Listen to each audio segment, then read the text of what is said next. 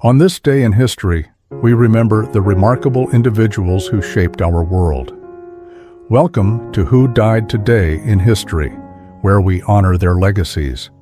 From artists to leaders, their impact lives on. If you find their stories meaningful, like, subscribe, and hit the bell to stay connected. Thank you to all our amazing channel members for your generous support. He didn't just sing songs. He changed faces, voices, and eras, then walked away before the world could catch up. David Bowie was born on January 8, 1947, in Brixton, London. As a child, he developed a lifelong love for art, music, and performance, and even learned saxophone before he was a teenager. His rise to fame came slowly, then all at once.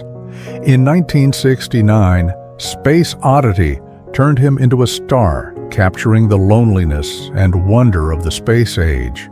But Bowie never stayed in one place. In the early 1970s, he reinvented himself as Ziggy Stardust, a glitter-covered alien rock star who shocked and fascinated the world.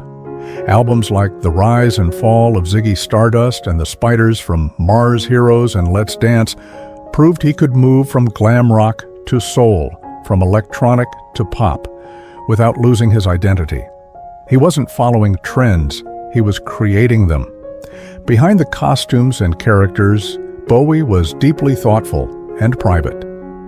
One lesser-known side of him was his love for books.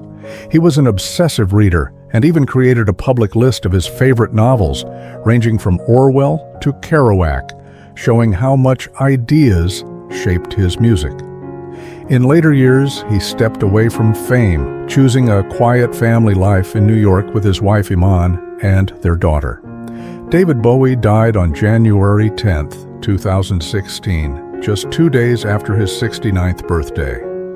He passed away in New York City after an 18-month private battle with liver cancer. Most of the world didn't even know he was sick. Only days earlier, he had released his final album, Black Star, a haunting goodbye disguised as art. When news of his death broke, the world seemed to stop. Fans gathered in the streets of London, Berlin, and New York, singing his songs through tears. Artists from every genre spoke of how Bowie gave them permission to be different. His final album suddenly felt like a letter written in music, full of clues, courage, and quiet acceptance. Today, David Bowie is remembered as more than a musician. He is a symbol of freedom, of becoming who you are without apology. His songs still play in bedrooms, clubs, films, and headphones around the world. New generations discover him and feel the same shock of recognition. He showed that identity is not fixed, it is art. David Bowie didn't just leave music behind, he left a map for anyone brave enough to change. He didn't chase fame. Fame chased him, shaped by fingers that made a guitar cry, whisper, and explode. Jeff Beck was born on June 24, 1944, in Wallington, England. As a boy, he built homemade guitars from scrap wood, already obsessed with sound before he could afford the real thing.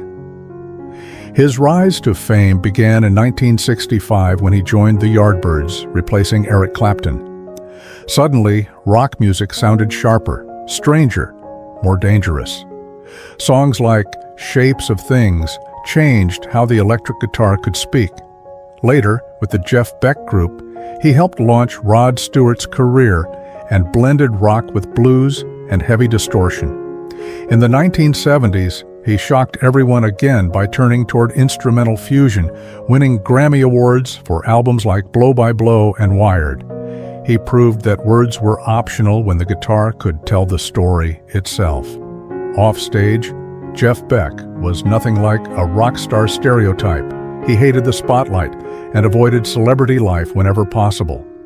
One lesser-known passion of his was restoring classic hot rods. He spent hours quietly working on engines, finding peace in grease and metal, far away from flashing cameras and screaming crowds. Jeff Beck died on January 10, 2023, at the age of 78. He passed away in a hospital in England After suddenly contracting bacterial meningitis, the illness moved fast, giving little warning, and shocking everyone who believed he still had many years of music ahead of him. When the news spread, musicians around the world reacted with disbelief. Jimmy Page called him the absolute best. Eric Clapton said he was irreplaceable. Fans shared old concert clips, amazed all over again by the way his fingers barely touched the strings, yet created thunder. Radios, playlists, and stages filled with his songs, as if people needed to hear him breathe through the guitar one more time. Today, Jeff Beck is remembered as a musician's musician. Not loud in personality, but unmatched in skill. He didn't care about charts or trends, he cared about sound. His influence lives in every guitarist who dares to bend notes instead of following rules. From rock to jazz, blues to electronic, his style still echoes in hands that try to imitate what can never truly be copied. Jeff Beck didn't just play the guitar, he spoke through it, and even in silence, his voice is still heard. Some voices don't shout to be heard. They whisper truth, pain, and wonder, until one day the whisper suddenly goes silent.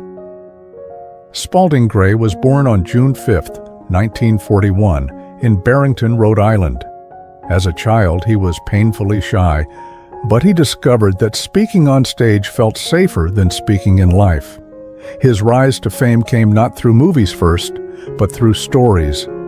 In the 1970s, he joined the experimental theater group, the Wooster Group, where he began turning his own life into performance. Then he created something rare, autobiographical monologues. Shows like Swimming to Cambodia and Monster in a Box made audiences laugh, think, and ache all at once. When Swimming to Cambodia was filmed and released in 1987, his quiet voice reached the world. He also appeared in films like The Killing Fields, Beaches, and Revolutionary Road, but it was always his storytelling that defined him. Offstage, Spalding Gray was deeply sensitive. He struggled with depression for much of his life. A lesser-known fact is that after a serious car accident in 2001 left him in chronic pain, he became obsessed with finding a perfect cure, traveling to different doctors, hoping for a miracle. The pain wasn't only physical, it slowly darkened his inner world. Spalding Gray died on January 10, 2004. He was 62 years old. After months of emotional struggle, he took his own life by jumping into the East River in New York City. His body was found 2 months later. The city he had walked, watched, and talked about for decades became the place where his story quietly ended. When the news became public, the arts world fell silent in shock. Writers, actors, and fans shared his words as if holding on to them could keep him alive. Many spoke openly about mental health because of him. His death forced people to see that even those who make others laugh can be hurting deeply. Today, Spalding Gray is remembered as the man who turned ordinary life into unforgettable art. He showed that a chair, a table, and a human voice were enough to hold an audience. His influence lives on in modern storytelling, podcasts, and solo performers who dare to be honest about fear, love, and confusion. Spalding Gray taught us that every life is a story, and even when the voice is gone, the story never truly ends. She changed how the world dressed, and in doing so, she changed how women walked, moved, and dreamed forever after. Coco Chanel was born on August 19, 1883, in Saumur, France. She grew up in poverty and spent part of her childhood in a convent orphanage. There, she learned to sew. Later, while singing in small cafes, she earned the nickname Coco, a name that would soon belong to the world. Her rise began quietly, but boldly. In 1913, she opened a small boutique in Deauville and shocked society by designing simple clothes inspired by men's wear.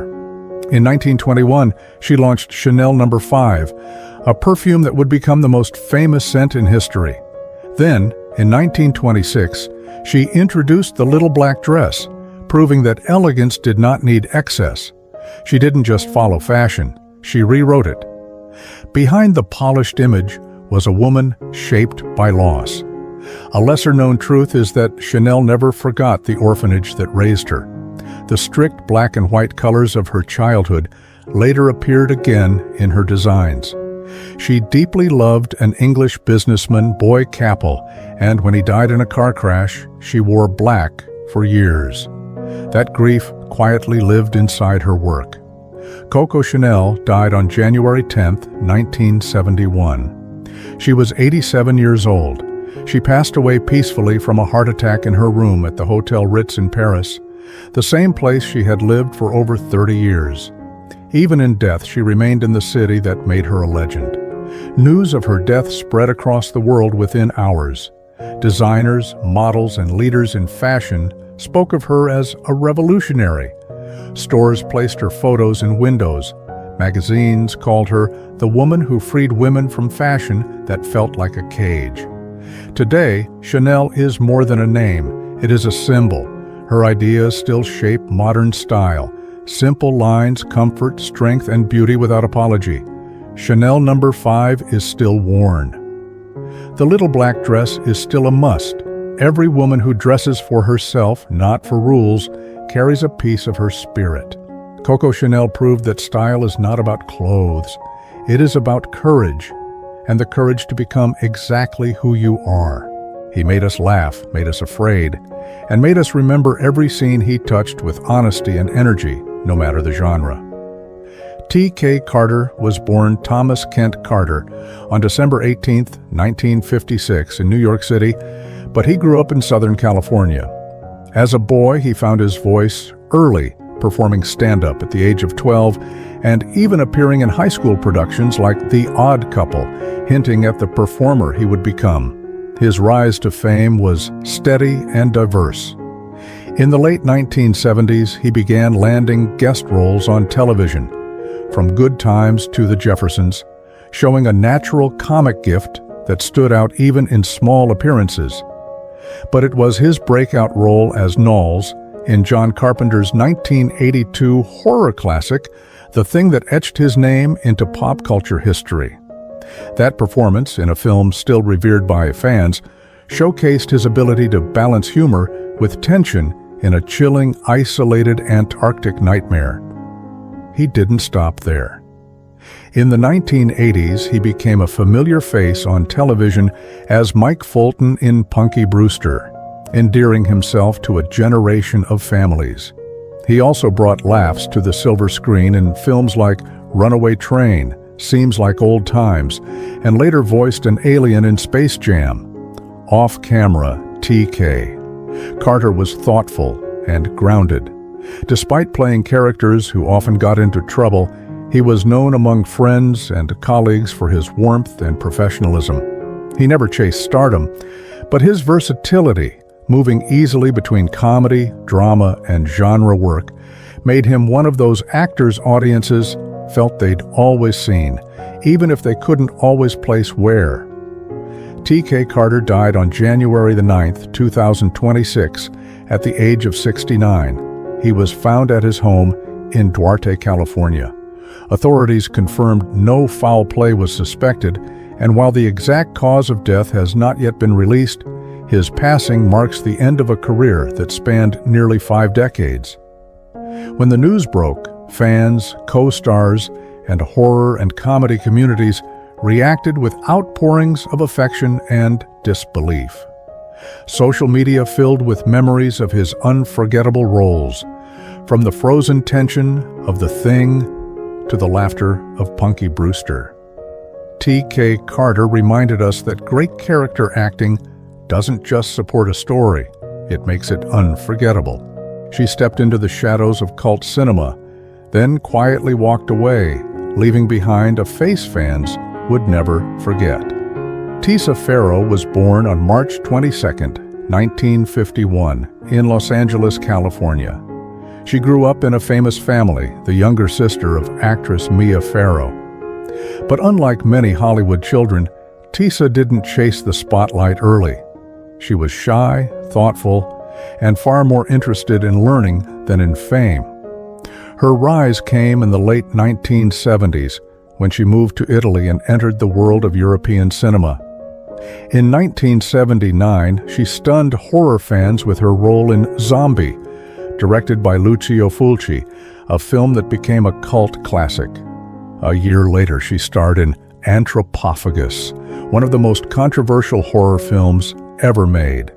These roles gave her international recognition, especially among horror lovers who admired her quiet intensity.